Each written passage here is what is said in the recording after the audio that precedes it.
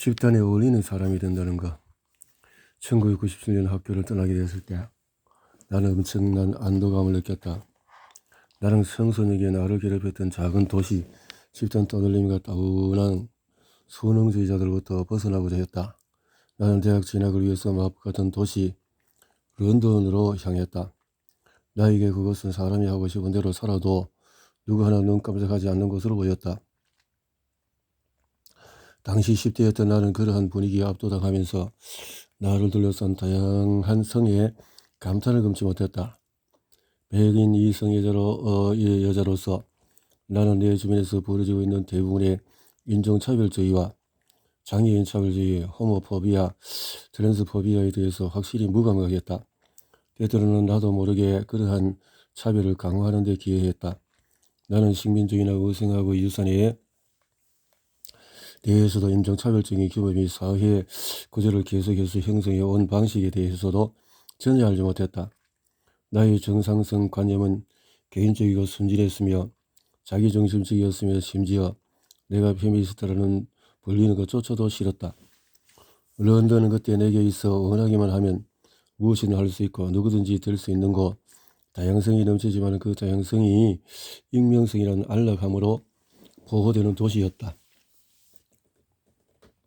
모두를 위한 무언가가 있었고 끊임없이 움직이는 군중 속은 안전했다.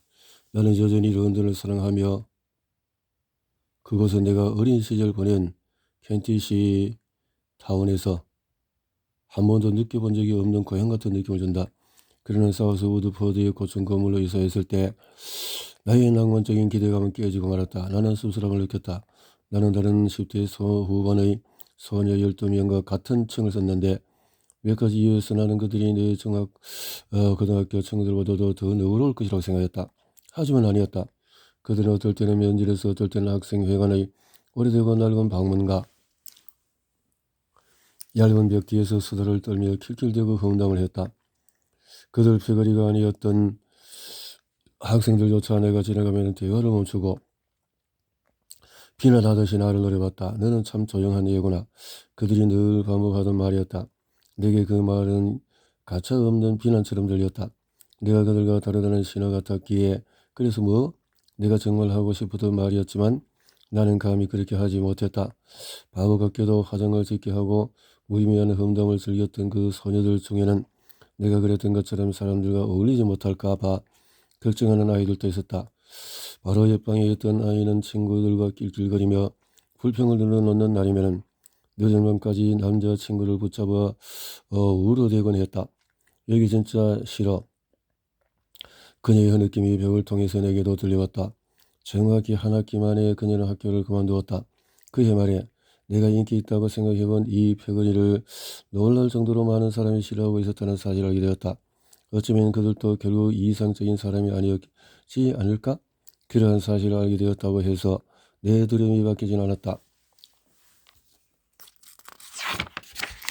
나를 괴롭히던 사람들도 나와 같은 걱정을 하고 있으며 내가 정상적이라고 생각하는 사람들도 특별히 매력적인 사람이 아니라는 사실을 알게 되었지만 정상성이라는 사고가 너무나 깊게 뿌리 내리고 있어서 이에 대한 고정관념이 쉽게 사라지지 않았다.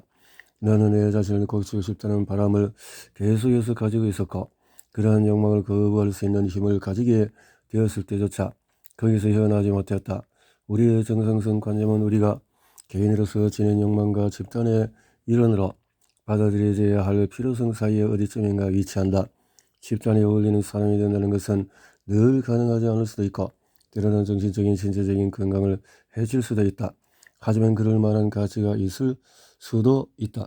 우리가 자라면서 익히게 된 규범이 생각만큼 보편적이지 않다는 것을 어느 순간에 깨닫다 해서 정상성에 대한 신념 그 자체가 흔들리지는 않을 것이다. 설사 그렇다 하더라도 정상성의 역사에 대해서 알게 되면 그 신념의 균열 정도는 내릴 수 있을지 모른다. 사람들이 세상을 항상 정상과 비정상으로 구분했던 것은 아니라는 사실을 알게 되자 소심한 18 소녀였던 나는 확실히 깜짝 놀랐다. 17세기에 살던 영국 남서부 지역의 어부도 자신을 다른 지역의 어부나 자신의 가족 혹은 이것과 비교했을지도 모른다. 그러나 확실한 것은 그가 자신이 어떤 중요한 정상성 기준에 부합하는지 아닌지를 절대로 걱정하지는 않았다는 사실이다. 2세기 전만 해도 사람들은 인간의 자질이나 경험을 묘사하기 위해 정상이라는 단어를 사용할 생각조차 하지 않았다. 이 사실을 알게 된다면 그 개념의 힘을 최소한 약간이나마 줄일 수 있다. 나는 수년 동안의 의학과 과학의 역사에 대해서 식민주의에 대해 젠더와 퀴어 이론 그리고 장애의 사회적인 모델에 대해서 학습해봤다. 이에 대해서 더 많이 알게 될수록 나는 편협하고 자기중심적인 정상성 개념에서 조금씩이나마 벗어나게 되었다. 내 경험과 걱정에도 불구하고 내가 특권을 누려왔다는 것을 깨달았다. 타고난 운 덕분에 나는 다른 사람들보다도 소위 서양의 표준에 가깝게 자라났다. 스스로는 영국 남부 부유한 지역의 선발 제 공립학교에 다니면서도 정상과는 거리가 멀다고 느꼈지만 말이다. 정상적인 것은 개인적이자 정치적이다. 정상성에 대한 비판은 그 안에서 우리가 어디쯤 위치하고 있는지를 인식하고 우리가 성장하면서 가지게 된 기대와 가정 그리고 그러한 기대와 가정들이 우리의 법과 정치, 사회적인 상호작용에 스며들어 온 방식에 대해 신중하게 의문을 제기하는 것으로부터 시작될 수가 있다. 그것이 바로 내가 이 책을 통해서 하려는 일이다. 어쨌든 간에 무엇이 정상인지를 결정하는 것은 궁극적으로 누구일까? 캐틀러와 브루세, 공터, 골턴, 피어슨을 비롯해서 이들의 동료 과학자들은 모두 자신들이 그에 대해서 결정을 내린 적은 없었다고 주장할 것이다. 이들은 객관적이고 냉정하게 단지 존재하는 어떤 중요한 사실을 기록할 뿐이라고 생각했다. 그것이 신의 종합계획의 일부이든 자연법칙의 일부이든 진화론적인 과학의 일부이든 간에 말이다. 하지만 이들이 통계를 수집한 방식, 통계 분석을 위해서 사용한 이론틀, 모든 인간의 해석이 필요한 일이었다. 이런 특정 기준을 포함하고 다른 기준은 배제하면서 부유한 서구의 백인 남성을 기초로 소위 과학적인 표준을 만들어냈다. 인간의 삶과 행위를 측정하는 척도로서의 정상성 개념의 요체는 바로 이 19세기 과학자들의 사상과 방법론에서 비롯되었다. 그렇지만 실제로는 무엇이 정상적인 신체와 정상적인 건강, 정상적인 인간형을 구성하는 하는 문제와 관련해서는 결코 명확한 해답이란 존재하지 않았다. 이 모든 질문에 대한 답은 시대와 문화에 따라서 근본적으로 달라지는 사회의 기대와 태도에 좌우되었다. 내 몸은 이장의 정상인가?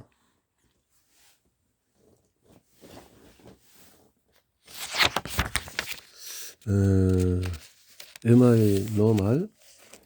우리가 신체를 바라보는 방식은 나는 신발 사러 가는 일이 늘 끔찍하기 싫었다. 내 특제 사이즈발에 맞는 신발 찾기는 어렵고 때문이 아니다 놀라면서 없다는 표정부터 믿기지 않는다는 태도까지 판매원들이 보이는 한결같은 반응이기 때문이기도 했다. 10대 시절에 이 신발 280 있어요? 라고 자기 물어보면 280이요? 라며 큰 소리를 반문했고 그때만 나는 주눅이 들곤 했다. 결국 나는 늘 똑같은 남녀 또 운동하라 닥터 마틴 신발을 써서 다 떨어질 때까지 신곤 했다. 나는 여전히 신발 사러 가는 일이 싫다. 하지만 놀라운 건 내가 이 문제를 겪어온 지난 25년 동안에 280 또는 290을 신는 여성들을 내가 많이 봤다는 사실이다. 그리고 신발 가게에서 살 수 있는 사이즈는 그때나 지금이나 거의 변한 게 없다. 시내 중심가에 몇 안 되는 저가 상점에서 이따금 280 신발을 파긴 하지만 영국에서 대부분의 여성만은 여전히 275까지밖에 나오지 않는다. 그런데 우리의 발 크기가 점점 커지고 있는 것은 분명한 사실이다. 2014년 적구 전문 의과대학 실시의 조사에 의하면 1970년대보다도 20mm 커졌다. 270에서 290으로 여성의 고는 235에서 250으로 올라갔다. 이는 큰 신발 사이즈가 50년 전보다 흔해졌음을 의미한다. 이 신발 사례는 별것 아닌 듯 하지만 많은 것을 보여준다. 첫째, 정상적인 신체란 평범한 뿐만 아니라 문화적인 요일들 기대에도 부합한다는 것이다. 이 두 가지 측면은 정상적인 발 사이즈에 대한 우리의 생각에 영향을 미치는데 그 중에서 문화적인 기대가 더 큰 영향력을 행사한다. 어쨌든 10대 시절에 내가 신발을 사면서 불편한 느낌을 받지 않았더라면 내 사이를 요청했을 때 누구도 아무렇지 않게 대했다면 아마도 나는 내 발이 비정상적으로 크다는 생각을 하지 않았을 것이다. 결국 소비자 선택의 역사가 정상적인 신체에 대한 우리의 생각을 형성하는 데 정리한 역할을 해온 셈이다. 사람들이 자신의 옷을 스스로 만들어 입는 것이 일반적인 시대였다면 자신의 신체 사이즈를 다른 사람과 비교하는 것은 그다지 중요하지 않았을 것이다. 둘째로, 신체 사이즈와 체형 변화에 대한 우리가 우려가 어떻게 우리가 인구 집단에 대해서 가지는 보다 광범위한 두려움을 설명하거나 정당화했는가이다. BBC는 앞서 말한 COP의 신발 사이즈 조사 연구를 보도한 기사에서 발 사이즈가 왜 더 커졌느냐는 논의를 하다가 비만 유행 성애에 대한 설명으로 갑자기 건너뛰었다.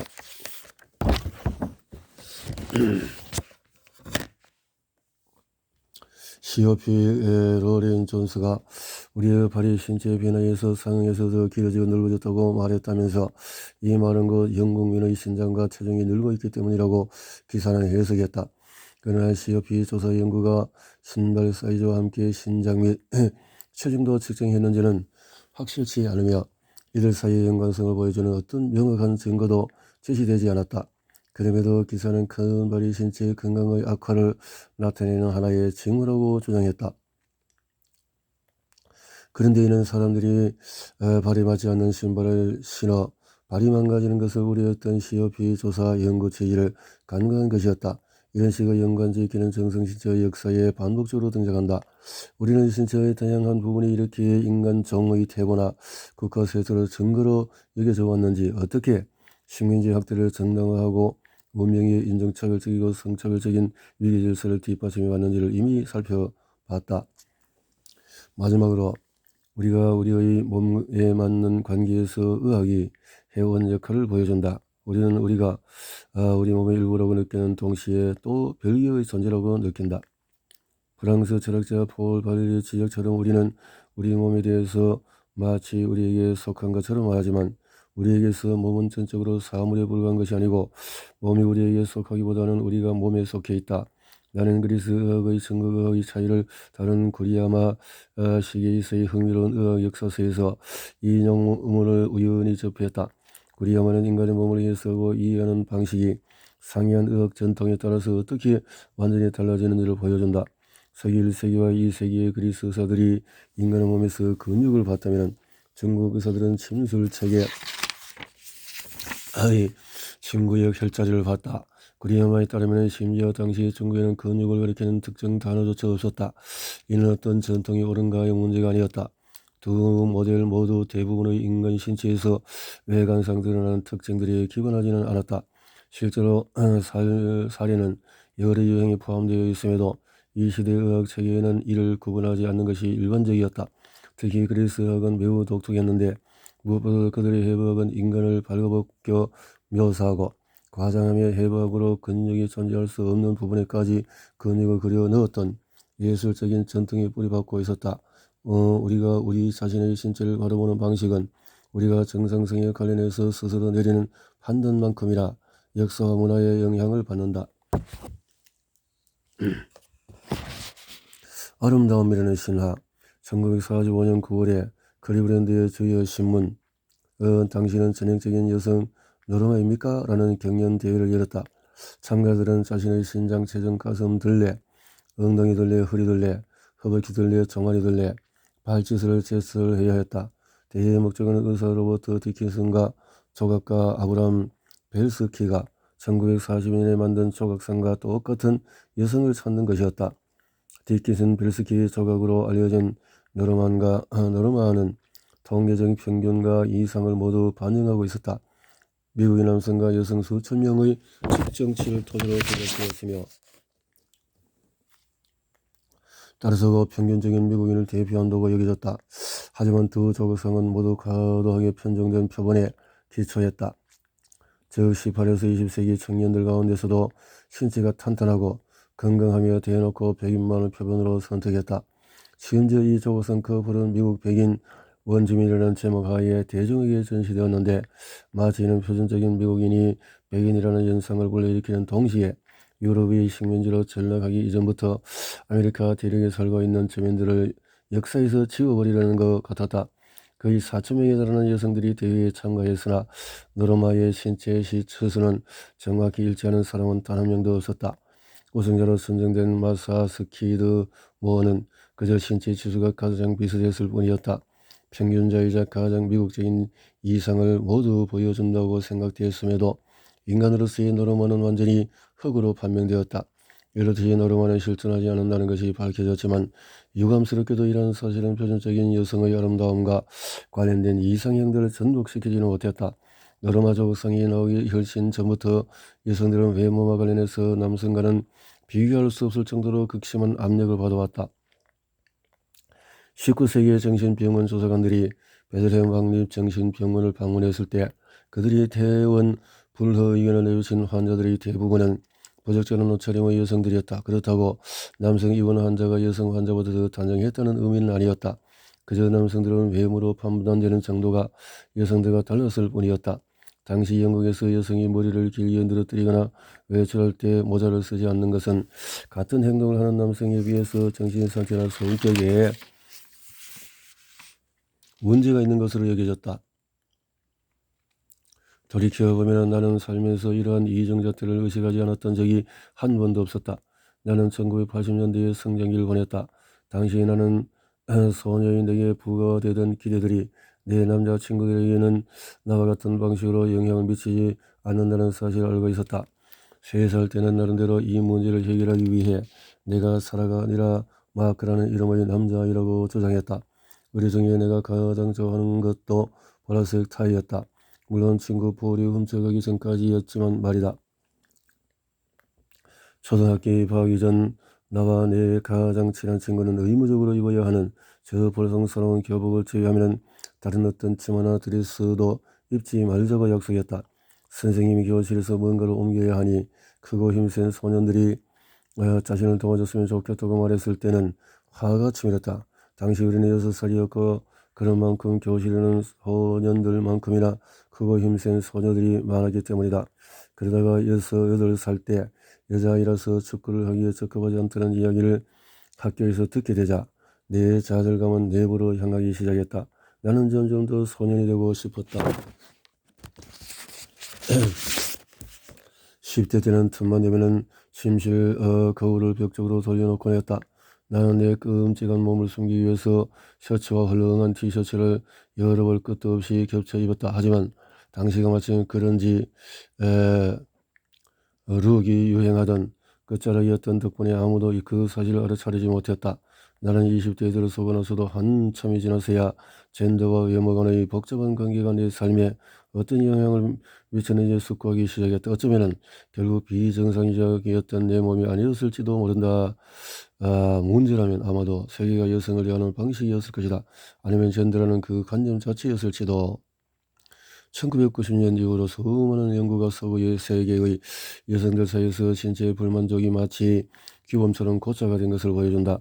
대부분의 여성들은 자신의 외모를 걱정하면서 평균 이상 사이 어디쯤인가 위치하고 싶어 한다. 물론 남성들도 자신의 외모에 대해서 걱정한다. 물론 이분적인 젠더와 결부된 여전히 외모는 중요한 기준으로 작동하고 있다. 남자와 같은 여자라는 건가요? 콜턴이 영국 전역의 여성을 대상으로 상대적인 미모를 점수로 매기겠다고 결심했을 때 이 기괴한 장갑은 진가를 발휘했다.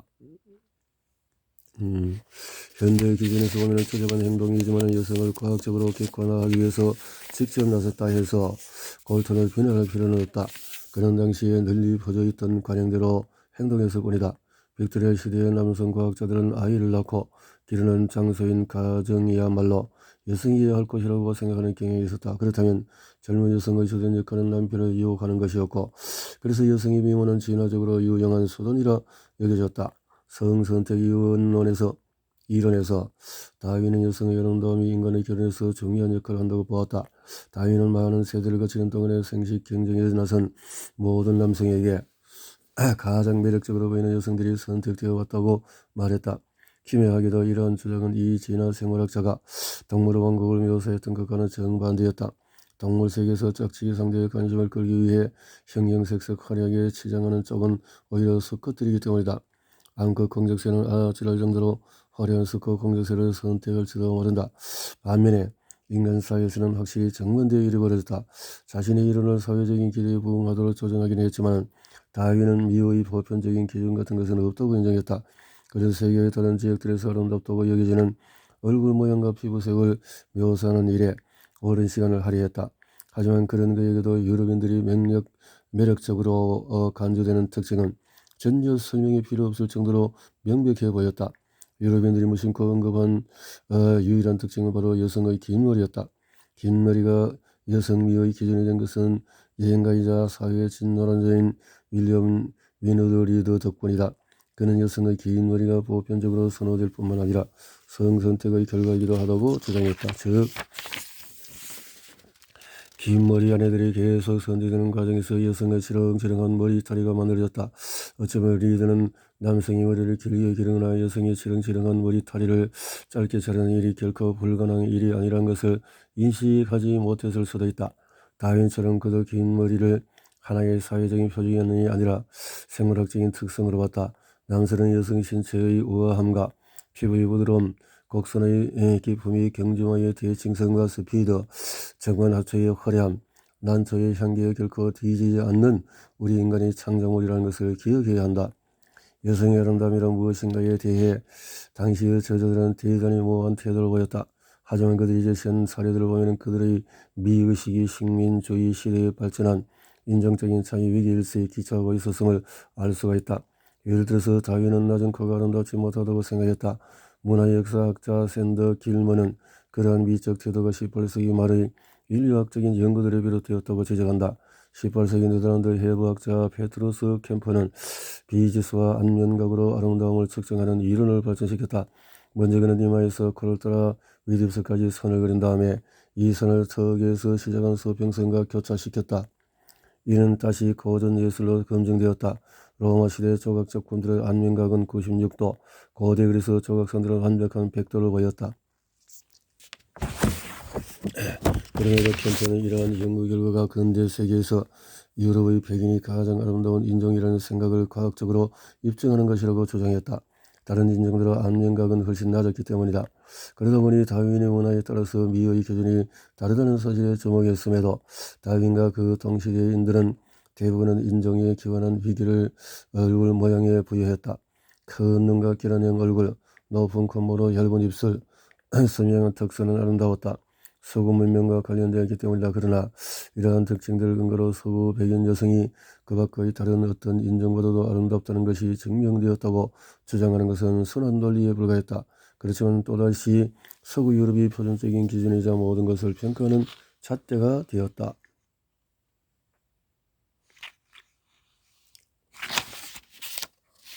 아름다움이 이는 단순히 미적 이상에 관한 문제가 아니었다. 빅토리아 사람 아름다움이 중요했던 또 다른 이유는 성격이 얼굴에 나타나고 생각했기 때문이다. 성격이 1975년에 스위스 작가이자 철학자 신학자이기도 했던 라바타가 시작한 골성화에 따르면 얼굴 모양으로 개인의 기질을 알 수가 있었다. 19세기 후반 무렵에는 얼굴 모양의 개인적인 성향뿐만 아니라 유전적인 경향도 드러난다고 여겨졌다. 예를 들어서 미국의 골성학자 셰뮤얼 와리스는 인종과 계급에 대한 경직적인 판단을 노골적으로 보여주는 다수의 여성 초상화를 제시했다. 여러 저서에서 웰슨 아름다운 여성의 대중적인 아이콘으로 추앙받던 덴마크의 알렉산드라 공주를 일반적으로 얼간의 취급을 당하던 켈트족의 후예임을 이름만 들어도 알 수 있는 셀리 머긴스와 대비시켰다. 또한 정형화된 아일랜드인의 초상에 마찬가지로 이름만 들어도 아일랜드임을 알 수 있는 브리짓 맥브루저라는 가명을 붙인 다음에 서구 여성성의 이상으로 꼽히는 플로렌스 나이팅게일과 대조하기도 했다.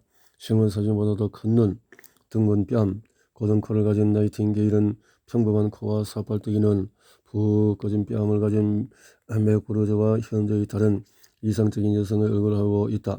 나이팅게일과 달리 맥브루저는 외면과 내면 모두 아름다움과는 대조적이며 신체적으로나 정신적으로나 최하층의 삶을 산다. 거칠고 무리하며 무지하고 더듬어진 데라고는 찾을 수 없는 야만적인 존재다. 아일랜드인에게 경멸적인 태도를 보이는 사람이 비단 웰스만은 아니었다. 영국의 작자이자 사회 계획가인 찰스 킹즐리는 1860년 7월에 방문했던 아일랜드에 대해서 그 끔찍한 나라를 수백 마일 따라가며 여행하는 동안에 목격했던 인간 침팬지들이 뇌를 떠나지 않았다고 썼다. 비록 그들의 외모는 볼품이 없었지만은 킹즐리는 아일랜드 사람들이 영국의 지배 아래서 더 행복하고 더 나은 삶을 영위하며 더 알락한 석식을 제공받았다고 주장했다. 다시 한번 신체적인 열등함이 부유한 식민주의자들의 자유로운 지위를 장담하러 근거로 여겨졌다. 그러나 이 식민주의자들은 그 점의 대기근 동안에 영국이 범한 정책 실패와 태만으로 수많은 아일랜드인이 빈곤과 기아 상태에 내몰렸다는 사실을 편리하게도 무시해버린다. 새로운 관상학. 자, 침팬지들 흑인이었다면 그렇게 강한 인상을 남기지는 않았을 것이라고 말했다. 어떤 옷을 일어난다고 어떤 생일생활 정상인가를 둘러싼 우리의 사고방식은 확실히 빅토리아 시대 후반 이래로 바뀌었다. 아름다움을 바라보는 문화적인 관념 역시 변화해왔다. 1999년 인도는 미에 관한 한 전세계 초강대국이 되었다. 인도는 1994년 2000년간 미스 유니버스와 미스 월드에서 우승자를 5명이나 배출했다. 남아시아에서는 새로운 미용 산업이 발전하기 시작했다.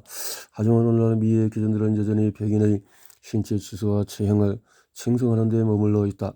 인도의 모델들은 비정마른 표준적인 백인 모델처럼 보이기 위해서 점점 더 말라가고 있다. 세계 성형수술의 수도와 같은 한국에서는 젊은 여성들의 얼굴을 이상적인 흰색으로 만들기 위해 미백에 집착하면서 미백 크림과 성형수술이 대형 산업으로 성장했다. 서구 세계 전역에서는 여성들이 화장이나 성형수술, 다이어트를 통해서 자신의 몸을 계속 바꾸는 중이다. 실제로 여러 연구에서 이러한 변화가 유색인종 여성들에게서 두드러지게 증가하고 있음이 밝혀졌다. 그녀는 자신의 할머니가 그랬던 것보다 체형과 신체의 치수에 더 많은 관심을 보인다. 이상적인 백인의 머리카락처럼 곱게 되지 않고 타고난 머리 모양 그대로 등교했다는 이유로 어린 흑인 여학생들을 집으로 돌려보내는 상황이 여전히 반복되고 있다는 사실은 서구적인 외모가 이상적이라는 식민주의의 유물이 아직도 곳곳에 스며들어 있음을 명확히 보여준다. 비만과 정상.